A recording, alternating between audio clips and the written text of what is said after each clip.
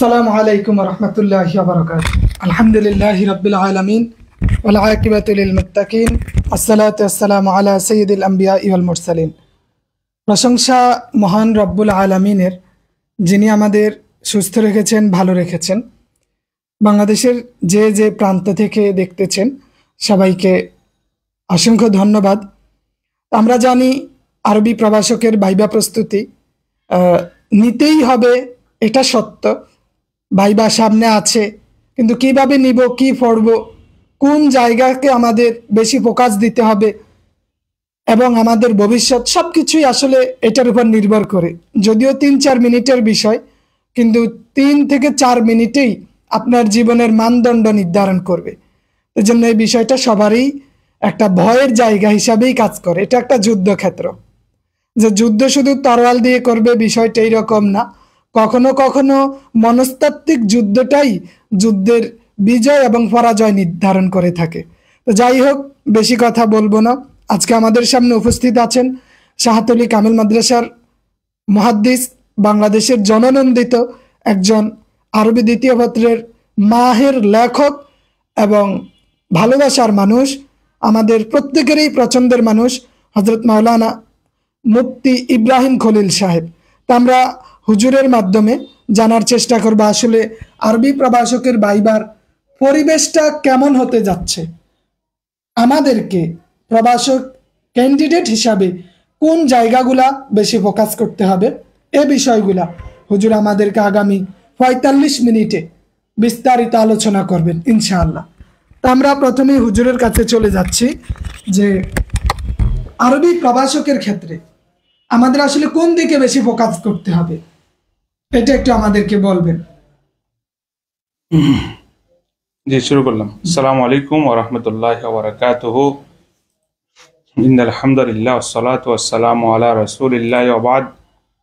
আল্লাহুম্মা সাল্লি আলা মুহাম্মাদ ওয়া আলিহি ওয়া সাহবিহি আজমাইন।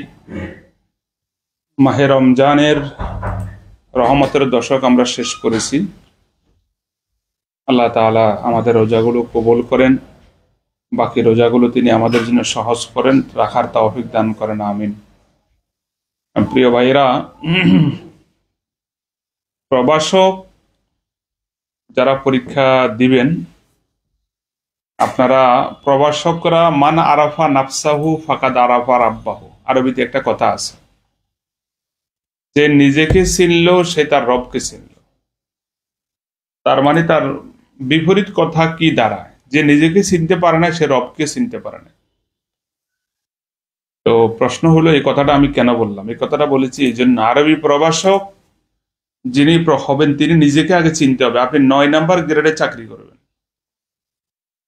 আরো আপনাকে যদি আমি বলি,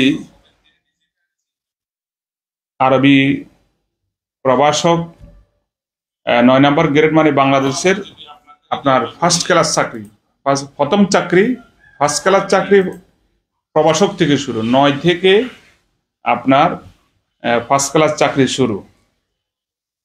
এখান থেকে একজন লোক আপনি কামেল মাদ্রাসার প্রিন্সিপাল হবেন, অর্থাৎ 4th গ্রেড এখানে আসবেন। এবং হয়তো আপনারা যারা সৌভাগ্যবান আছেন ভবিষ্যতে, এখন তো অধ্যাপক পদটা মাদ্রাসাতে স্কুলে নেই, অধ্যাপক পদ হলে আপনারা হয়তো আরো এগিয়ে আসতে পারেন। যাই হোক, 4th গ্রেডে আপনি চলে আসবেন, অর্থাৎ ৯ নাম্বার গ্রেড কিন্তু এটা হলো ফার্স্ট ক্লাস প্রথম শ্রেণীর চাকরি, এখান থেকে শুরু। এবং আরো মজার বিষয় হলো, আপনারা জানেন কিনা, এই যে আপনার যারা বিভিন্ন কাগজ সত্যায়িত করে, আমরা যাদেরকে বিসিএস ক্যাডার বলি, ওনাদের কিন্তু নিয়োগ ৯ নাম্বার গ্রেড থেকে শুরু। তার মানে আপনি ওই গ্রেডে চাকরি করতে যাচ্ছেন, ৯ নাম্বার গ্রেডে। সুতরাং এই গ্রেডে আপনাকে সরকার নিয়োগ দিবে। আমি গত কিছুদিন আগে সহকারী মৌলবীদের ভাইবা নিয়েছি, সেখানে আমরা অনেক কিছু ছাড় দিয়েছি। কারণ হলো, একজন সহকারী মৌলবী তিনি যখন একটু দুর্বল হবেন, তাকে প্রবাসকরা চালিয়ে নিবে। উনাকে বলবে যে আপনি এই বিষয়গুলো পড়ান, সহজ বিষয়গুলো পড়ান, আরবি কঠিন বিষয়গুলো আমি পড়াচ্ছি। এখন প্রশ্ন হলো, যদি আরবি প্রবাসক যদি দুর্বল হয়, তো তাহলে তো ওই যে পীর সাহেব যদি পথভ্রষ্ট হয় তো মুরিদদের কি হবে? এ হলো বিষয়। এই জন্য প্রভাষক যারা, এক্ষেত্রে আপনাদেরকে প্রস্তুতি নিতে হবে। আর সবচেয়ে বড় কথা হলো, প্রভাষক যদি দুর্বল হয়, মাদ্রাসায় তো শেষ। ইনি প্রিন্সিপাল হবে, ইনি মুহাদ্দিস হবে। মুহাদ্দিস প্রিন্সিপাল যারা হবেন আগামী দিনের, আমাদের শাহতলির প্রিন্সিপাল হুজুর আমাকে বলেন যে এইখানে যারা পা দিয়েছে তারা প্রিন্সিপালের লেজে পা দিয়েছে, মানে প্রিন্সিপালের লেজে পা দিয়েছে, আস্তে আস্তে পা দিতে দিতে সে মাথায় চলে আসবে, প্রিন্সিপাল হয়ে যাবে। কথাটা আমার কাছে অনেক ভালো লেগেছে। এই জন্য আপনাদেরকে পড়াশোনা করতে হবে। সেক্ষেত্রে আপনাদের প্রশ্ন উত্তরের আগে আমি 2-5টা কথাবার্তা বলি। কি বিষয় আপনাদেরকে জানতে হবে? আপনি এই কথা, আপনাকে 2টা বিষয় আপনাকে জানতেই হবে। 1 নাম্বার হলো আপনাকে সেখানে আপনি ধরে রাখতে পারেন, আপনাকে একটা আরবি কিতাব দেওয়া হবে, আপনি এটা দেখে দেখে পড়বেন। কিতাবটা যথাসম্ভব, যদি আপনার ভাগ্য ভালো হয় হরকত থাকবে, আর না হয় হরকত থাকবে না। এটাকে আপনি হরকত দিয়ে পড়তে হবে, হরকত দিয়ে পড়তে হবে। সাথে আপনাকে এটার তারজমা আপনাকে বের করতে হবে। আর যদি কোরআন হয়, অথবা কোনো ভাইবা বোর্ডে যিনি থাকবেন ওই এক্সপার্ট যদি মনে করেন, ওই তর্জমা দিয়ে আপনার ভাইবা শেষ করুন। হরকত দিবেন আপনি, হরকত দেওয়ার পর হরকত ভুল করবেন, ভুল করলে তো আপনার নসিব খারাপ। আর যদি হরকত আপনার সঠিক হয়, তখন আপনাকে জিজ্ঞাসা করবে, আপনি যেমন আপনি কোরআন শরীফের একটা আয়াত আপনার চোখের সামনে আসলো, দরাবাল্লাহ মাসালান, আপনাকে বললো দরাবাল্লাহ, আপনি আল্লাহ কেন বলেছেন, মাসালান কেন বলেছেন? এটা অকাল্লামাল্লাহ মূসা তাকলিমা, কাল্লামাল্লাহ মূসা তাকলিমা, এই আয়াতটা আপনার সামনে এসে পড়লো। কোরআন শরীফ উল্টাই দিল, এটা আপনার সামনে এসে পড়লো। কাল্লামাল্লাহ মূসা তাকলিমা, এটা কোন প্রকারের মাফুল হয়েছে, এটা আপনাকে জিজ্ঞাসা করে। এই একটা বিষয় আপনাকে, এরাব যেটাকে হারাকাত, এটা আপনাকে লাবুদ জানতে হবে।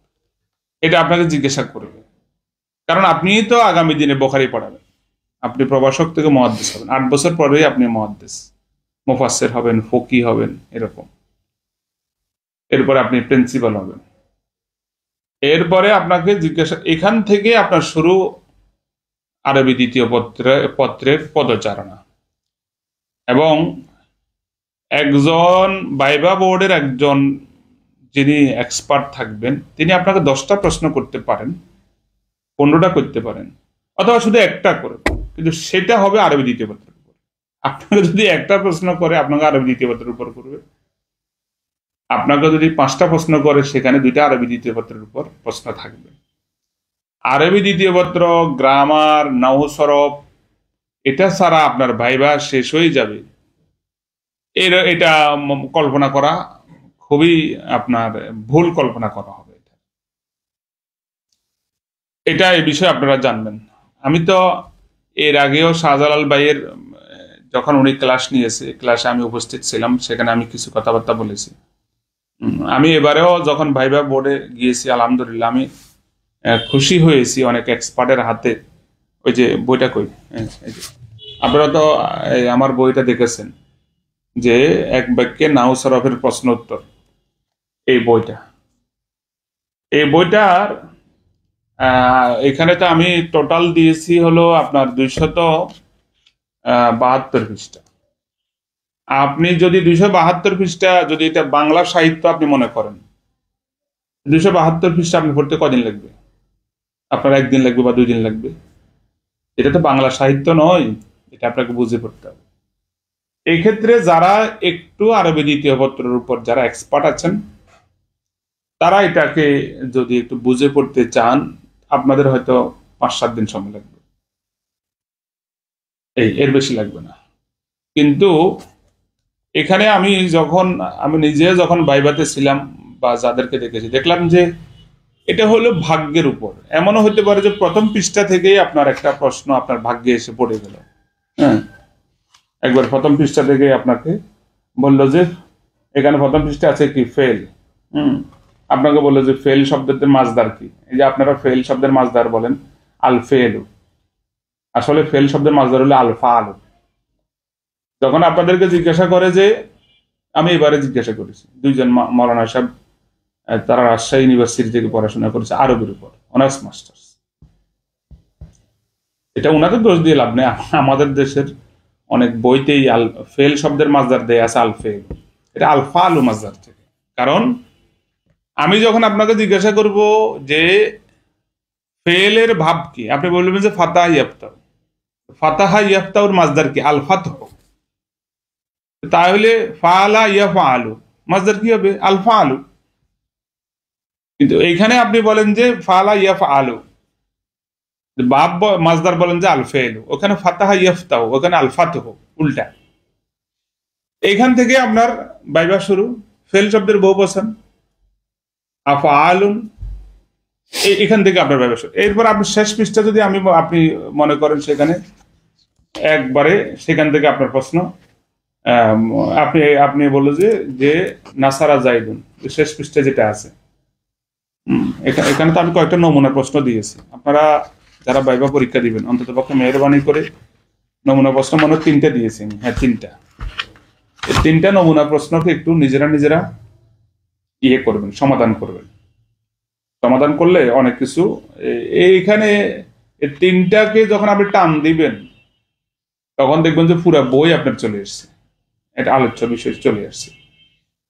আপনারা যেটা বললাম যে শেষ পৃষ্ঠা, এখন শেষ পৃষ্ঠা তো এমন আলোচনা এখানে আছে, অসলা তলাহাতু রাকিবান এখানে আছে, তাইলে অসলা তলাহাতু রাকিবান এখানে দেয়া আছে অসলা তলাহাতু রাকিবাতান, একটা কথার কথা।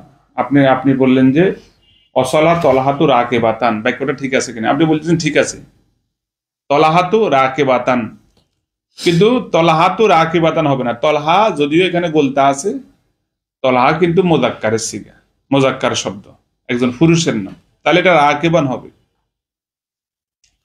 আমি যেটা বুঝাতে চাইলাম যে কিন্তু অনেকেই যদিও কয়েক হাজার বই তো গিয়েছে, আপনারা অন্তত পক্ষে, আমি আগে তো নিজের বই নিজে লিখেছি আলহামদুলিল্লাহ, অনেকে আমার কাছে পড়েছে বা দিয়েছে, কিন্তু বাইবা বোর্ডে আমি দেখলাম যে অনেক এক্সপার্টের হাতে বইটা আমি দেখলাম। তারপরে আমাদের এই যে মাদ্রাসা শিক্ষক পরিষদের যে চেয়ারম্যান, উনিও সেদিন বাইবা ছিল, এস এম মুজাহিদ, আপনাদের ওই যে সিলেট যাদের বাড়ি ওনাকে চেনেন, উনি আমাকে ফোন করে বললেন যে আসতে আপনার একটা বই নিয়ে আসবেন, বাইবা নেওয়ার জন্য আপনার বইটা দরকার হবে, এখান থেকে আমাকে বাইবা নিতে হবে। যাই হোক, বইটা আপনারা সংগ্রহ করবেন। এটার উপর আমি আরবি দ্বিতীয় পত্রের উপর এতটুকুই কথা বললাম যে ভাইভা পরীক্ষার উত্তর দেওয়ার জন্য হাজা কাফি, এই বইটা আপনাদের জন্য যথেষ্ট। তো এটা শাহজালাল ভাইয়ের কাছে বই অনেক আছে, আমি বলবো যে রমজান উপলক্ষে উনি যেন কিছু ইয়েতে আপনাদেরকে অফার টফার দিয়ে একটু সুযোগ দিয়ে, যেহেতু আপনারা পরীক্ষার্থী মানুষ পরীক্ষা দিবেন, আপনাদেরকে একটু দাম টাম কমাই দিয়ে, এটা ওনার প্রতি আমার অনুরোধ থাকবে। আচ্ছা, আরবি দ্বিতীয় পত্রের উপর আপনাদের জ্ঞান রাখবে। আরেকটা বিষয়, সেটা হলো এই আপনারা ইতিমধ্যে অনেকে ইউনিভার্সিটি থেকে ইসলামিক স্টাডিজ আরবিতে অনার্স মাস্টার্স করে অনেকে বাইবা পরীক্ষা দিতে আসেন। বাইবা পরীক্ষা দিতে আপনি আসেন কমপক্ষে 3টা বিষয়, আমি আমার কথাই বলি, আমি তো 3টা বিষয়ের উপর জিজ্ঞাসা করি। আবার অনেকের বলেছি এই 3টা বিষয় থেকে আপনি যেটা পারেন সেটা বলেন। একজন ভালো শিক্ষকের গুণাবলী আপনি বলেন, আচ্ছা আপনি পারেন না। একজন ভালো ছাত্রের গুণাবলী বলেন, বলেছি আপনি 3টা বাক্য বলবেন, 3টা। আচ্ছা, আবার কাউকে বলেছি যে আপনি আজকে ক্লাসে গিয়েছেন, প্রথম ক্লাসে গেলেন, আপনি ক্লাসটা শুরু করবেন, আরবিতে শুরু করেন, আমরা সবাই আপনার ছাত্র, শুরু করেন।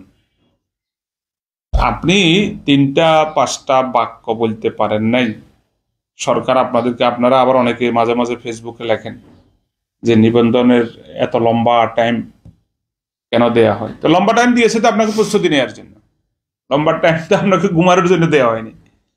লম্বা টাইম আপনি প্রস্তুতি নেবেন, এবং এই প্রস্তুতি নিবন্ধন কোনো প্রস্তুতি তো জীবনে আমি দেখি নাই যে এটা কোনো একটা অকেশনাল প্রস্তুতি হয়। এই প্রস্তুতি আপনার একাডেমিক আপনার যোগ্যতাকে আরো সমৃদ্ধ করবে। হ্যাঁ, আপনার আরবি দ্বিতীয় পদের উপর, উসুলুল হাদিসের উপর আপনার দক্ষতা আসবে। যাই হোক, এরপরে এই যেটা বললাম সেটা হলো আরবি আপনার হলো এই বলতে পারা। হ্যাঁ, 3টে বাক্য তো আপনাকে বলতে হবে। হ্যাঁ, তো এই 3টা বাক্য বা 5টা বাক্য শাহজালাল ভাই বললে প্রয়োজন, আমি লিখে আপনাদেরকে পরে ইয়েতে দিয়ে দিব যে 5টা বাক্য। 5টা বাক্য আপনি বাইবাতে আপনাকে এত সময় দিবে না, আপনার জন্য বরাদ্দই আছে এখানে 2 থেকে 3 মিনিট। তো এর ভিতরে আপনার ভাগ্যের উপর এগুলো নির্ধারিত হয়। সেক্ষেত্রে আপনারা এইটার উপর 5টা বাক্য আপনি মুখস্থ করে যাবেন এবং বুঝে শুনে মুখস্থ করে যাবেন। যে মুখস্থ করে আরবি একটা শুধুমাত্র আপনি হেফজখানা ছাত্রদের মতো মুখস্থ করলেন, কিছু বুঝেন না তা না, বুঝে শুনে 5টা বাক্য মুখস্থ করেন। আমি একজন ভালো শিক্ষকের গুণাবলী, একজন ভালো ছাত্রের গুণাবলী, জ্ঞানের গুরুত্ব, এলেমের গুরুত্ব, এই সমস্ত বিষয়ে আপনাদেরকে জিজ্ঞাসা করবো না একজন প্রভাষককে, আর আপনি পারবেন না, আপনাকে প্রভাষক বানিয়ে দিবে? এটা তো হয় না। আর আপনারা জানেন যে প্রভাষক ভাইবা কিন্তু খুবই স্বল্প নাম্বার, 8 নাম্বার। যাই হোক, এখানে যদি আপনাকে যত নাম্বার ফুরার নাম্বারও দিয়ে দেয়, এই নাম্বার কিন্তু আপনার ওই রিটেন নাম্বারের সাথে যোগ হবে না। কিন্তু আবার আপনি এখানে যদি ফেল করেন, আপনি কিন্তু ফেল। এখানেও যদি ফুরা নাম্বার আপনাকে দিয়ে দেওয়া হয়, এটা কোনো আপনার লাভ নাই। প্রশ্ন আছে এখানে, অনেকেই জানতে চাইছে যে আসলে বইটা কোথায় পাই। ওমর ফারুক সাহেব, হারুনুর রশিদ সাহেব, এটা আমাকে ইনবক্সে অথবা আমার হোয়াটসঅ্যাপ নাম্বারে মেসেজ দিলেই আমি বইটা আপনাদের ঠিকানায় পৌঁছে দিতে পারবো। এছাড়া আমাদের আসলে শিক্ষার্থীদের থেকে কিছু প্রশ্ন আছে, সেটা হলো অনেকেই ইবারত পড়তে পারে না। আসলে ইবারত পড়ার জন্য মানে কোন বিষয়টাকে অল্প সময়ের মধ্যে আমরা আয়ত্ত করলে সহজে ইবারত পড়তে পারবো? আচ্ছা, আসেন। 1 নাম্বার হলো আল্লাহুম্মা সাল্লি আলা মুহাম্মদ। আপনি যে কোনো একজন ওস্তাদের কাছে একটা পৃষ্ঠা, প্রথমে আপনি সূরা ফাতিহাটা আপনি পড়েন। আলহামদু কেন হয়েছে, আলহামদে কেন হয়নি, আলহামদা কেন হয়নি, লিল্লাহে কেন হলো, রব্ব না হয়ে রাব্বি কেন হয়েছে, আল আলামিন কেন হয়েছে। সূরা ফাতিহাটাকে আপনি ক্লিয়ার করতে পারেন যে আলহামদুলিল্লাহি রাব্বিল আলামিন, সূরা ফাতিহাটার ইবারতটা আপনি ক্লিয়ার করতে পারেন। কোরআন শরীফের সূরা বাকারার 2য় পৃষ্ঠা, প্রথম পৃষ্ঠা তো ছোট করে 5 আয়াত থাকে, 2য় পৃষ্ঠাটা আপনি যদি এটার ইবারতটা আপনি ঠিক করতে পারেন, জবর জের ফেশ, এই আরব যদি আপনি ঠিক করে আপনি সমাধান করে নিতে পারেন, তাহলে বাকি টোটাল যত আরবি আছে এটা আপনার জন্য অন্ততপক্ষে আমি মনে করবো যে 60-70% আপনার চোখের সামনে চলে যাবে। সারা দুনিয়া আপনি ধরলে তো পারবেন না, কিন্তু আপনি এক জায়গায় ধরবেন, সারা দুনিয়া চলে আসবে। পা ধরলে মাথা আসবে না, মাথা ধরলে কিন্তু পা আসবে। এটা ধরবেন, এটার সাথে আপনার মৌলিক, এটার জন্য যে বেসিক কয়েকটা বিষয় আপনাকে জানতে হবে। ওই যে 16 প্রকার এসএম এর 9 প্রকারের আরব, সেটা আপনাকে শিখতে হবে। আমার বইটা তো ওনাদের কাছে আছে নাকি? অনেকের কাছে আছে। তো এই বইটা তো আপনারা যারা প্রভাষক মহোদয়, ওস্তাদ, আমার তো মনে হয় 100 প্রতিষ্ঠানে শুধু সিলেবাস ভুক্ত আছে আমার বই এটা।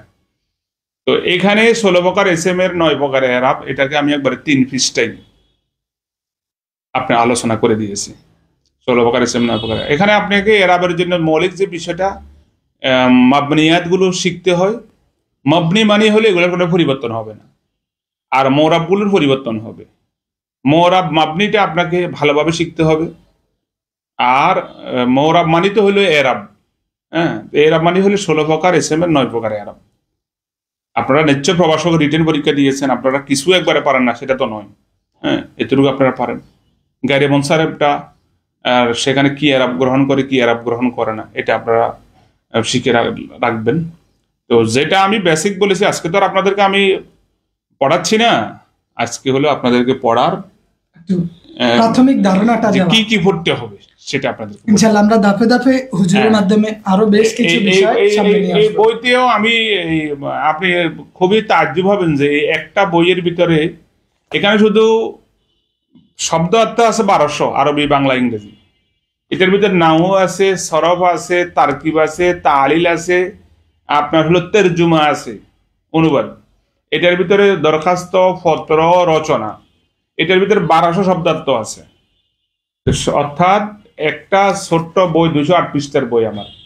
এখানে নাহু সরফের যেটা আপনার প্রয়োজন, আপনি একটা বিষয়ের উপর আপনি যদি ডক্টরেট করতে চান সেটা হলে ভিন্ন কথা।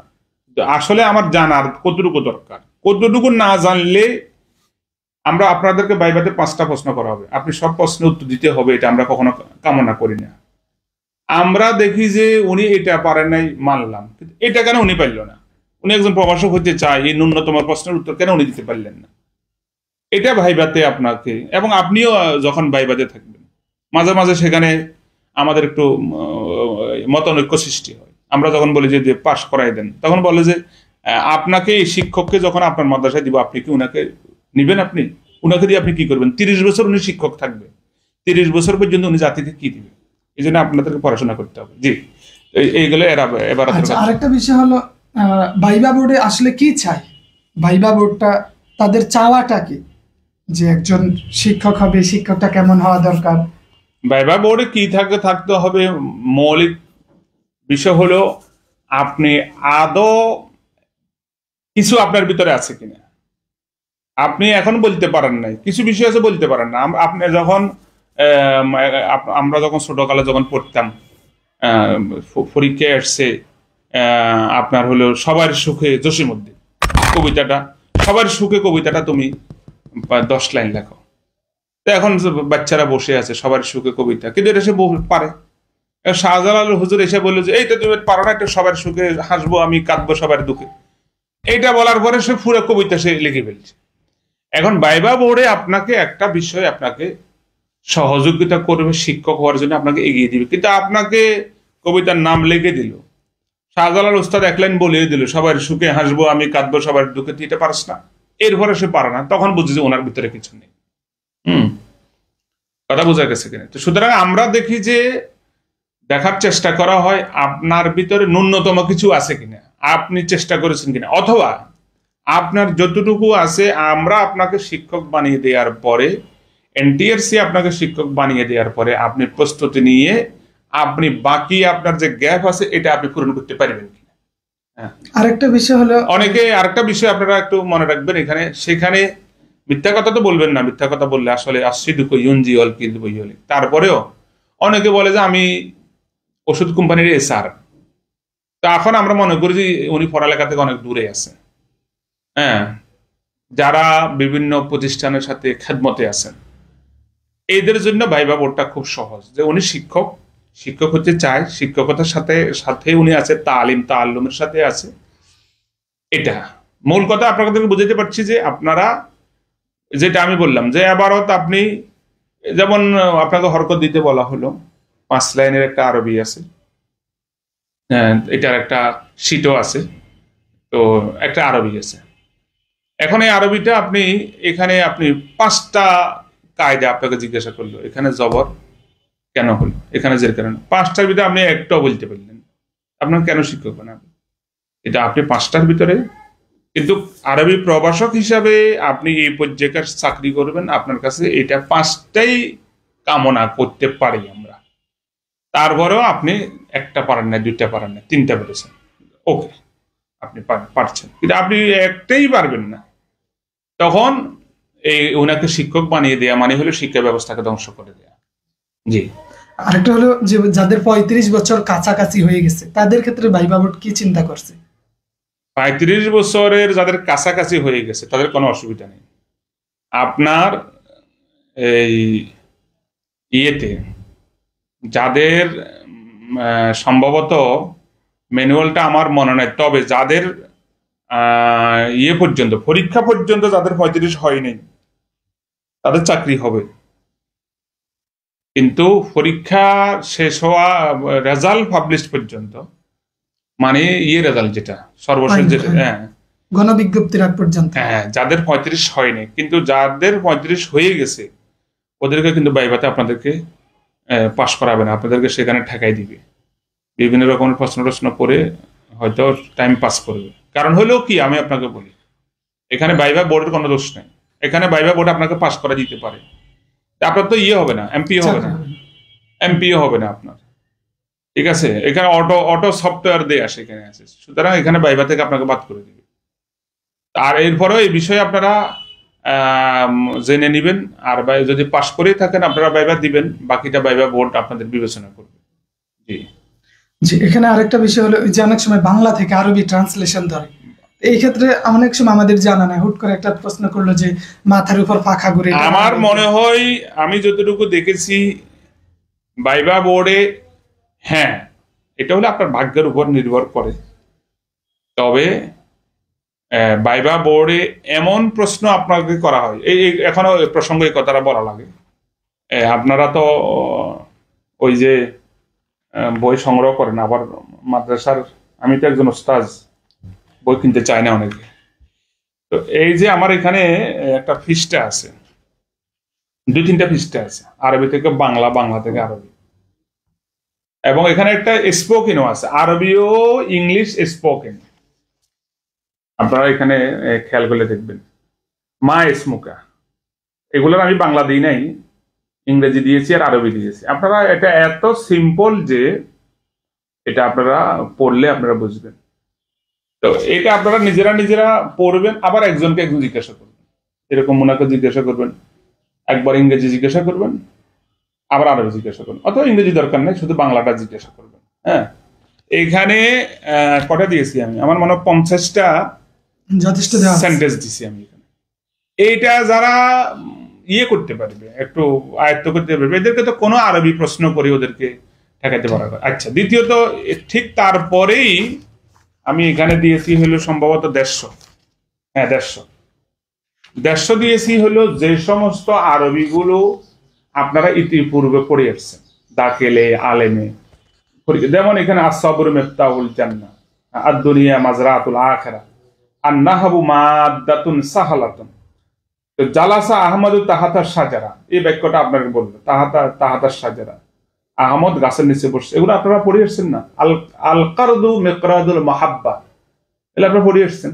এরকম আল মারু ইয়াকিসু আলা নাফসিহি, মানুষ অন্যকে নিজের মতো ভাবে।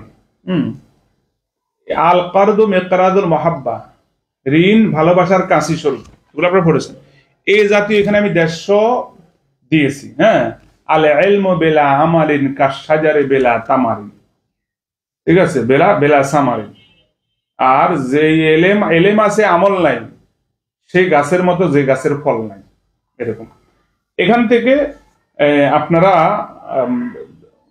এগুলা যখন আয়ত্ত করবেন, খুব আহামরি একবারে মদিনার ধুধু ময়দানে আমি ইস্খির নামক ঘাসের উপর দিয়ে অতিক্রম করলাম, এই প্রশ্ন আপনাকে এখানে করবেন। এখান থেকে কেউ আপনাকে ঠেকা দিতে আসে না, এখানে আপনার বেসিকটা মূল্যায়ন করতে আসছে, আপনার বেসিক ভালো আছে, আপনাকে পাশ করা দিতে আসছে, আপনার বেসিক দুর্বল, আপনি শিক্ষক, কোনোভাবে হয়তো রিটেনে পাশ করে ফেলছেন, তবে আপনার ভিতরে বেসিক মানদণ্ড নেই, আপনি শিক্ষকতা পেশার সাথে। আরেকটা বিষয় এখানে আমি বলি যে দাড়ি ছোট, প্রভাষক হইতে চায়, সহকারী শিক্ষক হইতে চায়, এটা আপনাদেরকে একবার নাজেহাল হতে হবে, আপনাদেরকে, বিশেষ করে প্রভাষকরা। সেখানে আলিয়া মাদ্রাসার যত দুর্বলতা তার ভিতরে একটা হলো এটা, যে আপনি প্রভাষক, দাড়িটা একটু ছোট কেন। এখন এখানেই আপনাদেরকে সেখানে প্রশ্ন করবে, এই নিয়ে এটার উপর প্রস্তুতি নিয়ে যাবেন, একটু ভালো পাঞ্জাবি, লম্বা পাঞ্জাবি পরে যাবেন, এগুলো তো আপনাদেরকে বলতে হবে কেন। হ্যাঁ, একটু পরিপাটি, তবে পরিপাটি হয়ে যায়। এবার সহকারী মৌলবীতে আমি দেখলাম যে অনেকে খুব পরিপাটি ভালোভাবে গিয়েছে। একজন প্রশ্ন করছে, মাজিদুল ইসলাম সাহেব, বাংলায় প্রশ্ন করলো, আরবিতে উত্তর দিলে কোনো সমস্যা হবে কিনা? কোনো অসুবিধা নেই, আপনাকে বাংলার প্রশ্ন করলে বাংলায় দিবেন, কোনো অসুবিধা নেই। আর আরবি প্রশ্ন করলে আরবিতে উত্তর দিবেন, বাংলাতে আর আরবিতে উত্তর দেওয়ার ভিতরে কোনো হাকিকত নেই। হকিকত হইলে আপনি উত্তরটা দিতে পারছেন কিনা। এখানে বাংলা আর আরবি কোনো বিষয় না।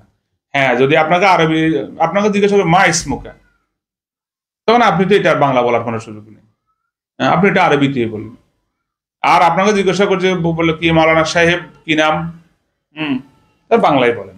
হ্যাঁ, অথবা কি ব্যাপার, বাড়ি কোথায় আপনাদের, তো আপনি বাংলায় বলেন। আর যদি আরবি ওস্তাদে জিজ্ঞাসা করে, এখানে তো বাইবা বোর্ডে 3 জন লোক থাকে, একজন থাকে হুজুর, হুজুরে জিজ্ঞাসা করলে আপনি বলতে পারেন ওস্তাজ আনামিন চিটাগং বা আলামিন রাজশাহী বলতে পারেন, কোনো বাংলা জিজ্ঞাসা করলে আরবি বলতে পারেন, কোনো অসুবিধা নেই, উনি খুশি হবে। কিন্তু জেনারেল যিনি বসে আছেন এক্সপার্ট, ওনাকে যদি বলেন যে আনা মিন নোয়াখালী, আনা মিন রাজশাহী, এটা তো আপনি মুক্তাদাল হালটা বুঝেন নাই।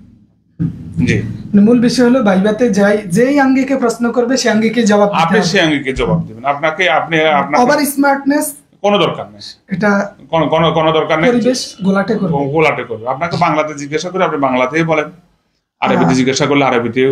বিগত সালের প্রভাষক বা সহকারীতে দেখেছি যারা যেই বিষয় কামেল করেছে ওই বিষয়ের উপর কিছু প্রশ্ন। হ্যাঁ, এটা আমি বলতাম, আপনি স্মরণ করে দিয়েছেন, ধন্যবাদ।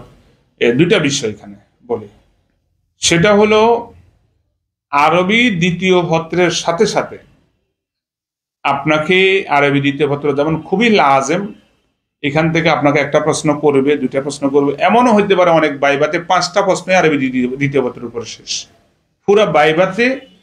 এটা হওয়াটা একবারে স্বাভাবিক। এবং আপনি যদি 10 জনকে জিজ্ঞাসা করেন, 10 জনের ভিতরে অন্তত পক্ষে 5 জন বলবে যে আমার বাইবাটা খালি আরবি দ্বিতীয় পত্রের উপরে হয়েছে।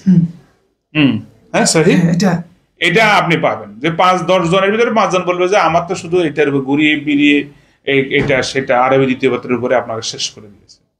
ঠিক আপনার আরেকটা বিষয় হলো উসুলুল হাদিস। উসুলুল হাদিসের উপর আপনাদেরকে জানতে হবে। হ্যাঁ, উসুলুল হাদিস যারা তাফসিরি করেছেন, তাফসিরের উপর। হ্যাঁ, তাফসির এবং তাবিলের ভিতরে পার্থক্য কি, তাফসির করার জন্য শর্তগুলো কি কি আছে। একটা আয়াত বলবো যে একটা আয়াত বলেন, অথবা ছোট্ট সূরা বলবে সূরা কাউসার, এটা খুবই কমই বলে, সূরা কাউসারের তাফসির বলেন। বা কয়টা তাফসির কিতাব পড়েছেন, কোন কোন কিতাব বলেছেন, জালালাইন পড়েছেন, জালালাইন কেন বলা হয়। হ্যাঁ, এরকম একটা প্রশ্ন আপনাকে করতে পারে। যে উসুলের হাদিসের উপর আপনার ব্যাপক জিজ্ঞাসা আপনাকে একটু জানা থাকতে হবে উসুলের হাদিসের উপর। এখানে হাদিস কত প্রকার, প্রকারগুলোর পরিচিতি, সংজ্ঞা, ইমাম বুখারীর নাম, বুখারী শরীফের নাম, বুখারী শরীফের প্রথম হাদিস, বুখারী শরীফের শেষ হাদিস, একটা মুতাওয়াতির হাদিস বলেন, আপনি বলেন যে মুতাওয়াতির, এটাকে মা রাওয়াহু কওমুন লা ইউহসা আদাদুহুম ওয়া লা ইয়াতাওয়াহহামু তাওয়াতুহুম আলাল কিযবি লিকাসরাতিহিম ওয়া আদালাতিহিম ওয়া তাবায়ুনি আমাকিনিহিম, বললেন মুতাওয়াতিরের সংজ্ঞা। তো বললো যে একটা মুতাওয়াতির হাদিস বলেন। এটা আপনাকে বলতে পারে। বুখারী শরীফ থেকে একটা হাদিস বলেন। সহিহ হাদিসের কিতাব 6টা, এর বাইরে আর আছে কিনা? আছে। সহিহ ইবনে হিব্বান আছে, হ্যাঁ, সহিহ ইবনে খুজাইমা আছে। এগুলো আপনি কয়েকটা হাদিস সহিহ কিতাব, এগুলো তো আপনার প্রাসঙ্গিক, এগুলো আপনি পড়ে যাচ্ছেন। হয়তো এই যুগে আসার কারণে আপনারা কিতাব বাদ দিয়ে অনেকে হয়তো গাইড নির্ভর হয়ে গেছেন, কিন্তু এটা আপনাকে লাগবে। এরপরে আপনাকে বুখারী শরীফ আপনি বলছেন এটা সহিহ কিতাব, তখন সহিহ কাকে বলে? হ্যাঁ, যার ভিতরে এই শর্ত থাকবে, মাইত্তাসালা সানাদুহু বিলাকলিন আদলিন তাম্মিদ দবতে গায়রু মুআল্লাল ওয়ালা শাজ। হ্যাঁ, এই 6টার ভিতরে 4টা পাওয়া যেতে হবে, 2টা পাওয়া যাবে না। এটা হলো সহিহ। জামে, যেমন আপনার হলো তিরমিজি শরীফ, এটা জামে কিতাব। জামে কাকে বলে? এরপরে জামে এখানে যে 8টা শর্ত আছে, হ্যাঁ, সিয়ার ও আদাব ও তাফসির ও আকাইদ, ফিতান ও আসরাত ও আহকাম ও মানাকিব, এগুলো আপনাকে জানতে হবে। এখানে আরেকটা অতীব গুরুত্বপূর্ণ হাদিসের জন্য, সেটা হলো, আমি একটা লিঙ্ক দিব আমি শাহজালাল ভাইকে, উনি আপনাদের ইয়েতে শেয়ার করবে। উসুলের হাদিসের উপর আমি একটা শীট তৈরি করেছি, কিন্তু বই আকারে বের করব আমি সময় পাচ্ছি না। 25 সালেও সময় হওয়ার সম্ভাবনা খুবই কম।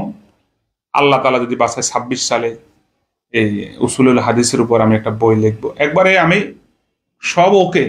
সকল এলিমেন্টস একসাথে করেছি, যেটা সাজাইতে হবে। এই সাজাইতেও আরো এটার উপর 3 মাসের কাজ আছে। কিন্তু আপনারা তো মনে করেন যে হুজুর একটা বই লিখে বলে, বইটা লিখতে 15 বছর লাগছে আমার। হ্যাঁ, আপনারা তো মনে করেন এটা এই জীবনের পরতে। তাছাড়া আমি একজন ছোট মানুষ, নাও সরবের উপর বই লিখবো, আপনাদের কাছে যাবে, আপনারা ভুল ভ্রান্তি পাবেন, তারপরে তো ভুল পাওয়া যায় ভিতরে মাঝে মাঝে। উসুলুল হাদিসের এটা লিখতে লাগছে মনে হয় 3-4 বছর, লেখা রেডি হয়ে আছে মনে হয় 2-3 বছর, এই অন্তত পক্ষে 5 বছর আগের পাণ্ডুলিপি আমার কাছে পড়ে আছে, এটাকে আপনাদের সামনে এখনো।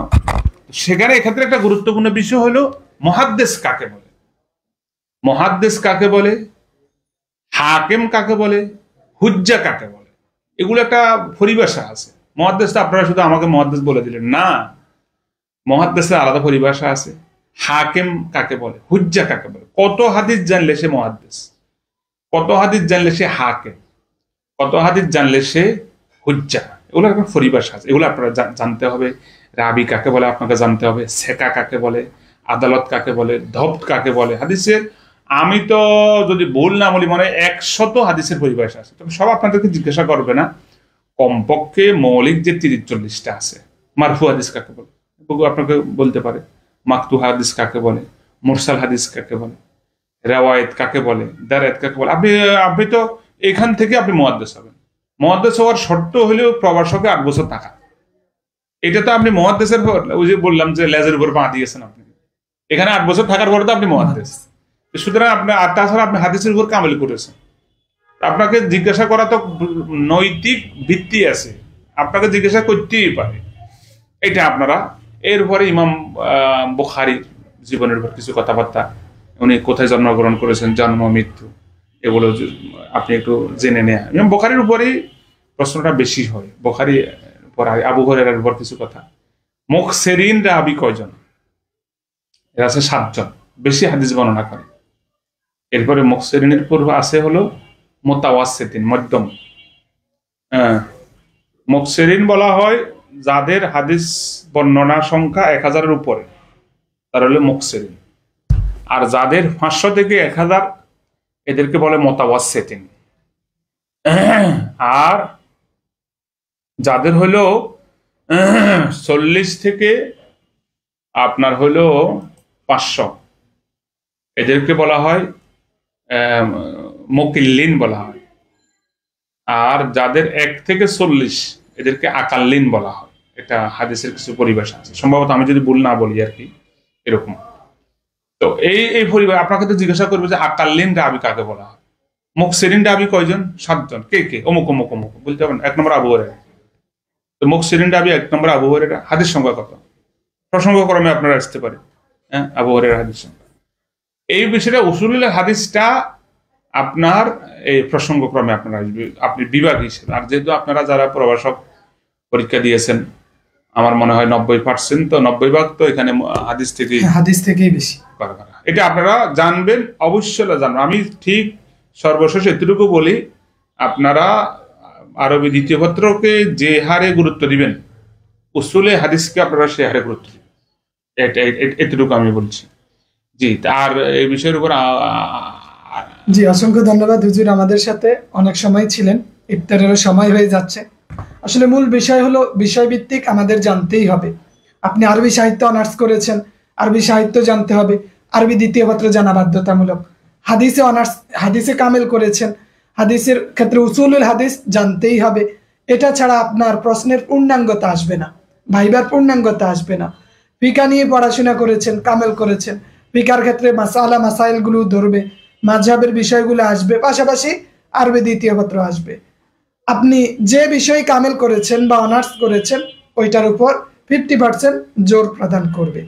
তো বিষয়গুলো ইনশাআল্লাহ ধারাবাহিকভাবে ভাইবার আগ পর্যন্ত আমরা হুজুরের মাধ্যমে চেষ্টা করব 2 থেকে 3টা ক্লাস বা আরো বেশি বা অন্যান্য বিষয়গুলো নিয়ে আরবি প্রভাষকের ভাইবার মুখতাসার যেই প্রস্তুতিটা আছে, এটা নিয়ে আমরা ঈদের পরেই আমাদের কার্যক্রম শুরু করব।